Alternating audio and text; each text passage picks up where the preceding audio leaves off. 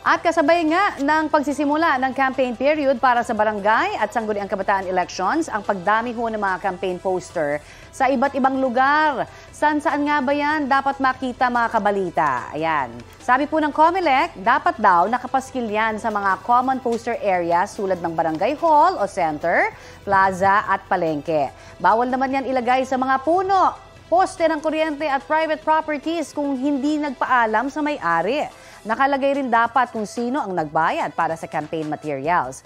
Kung walang gumastos, dapat nakalagay naman kung libre o donated po yan.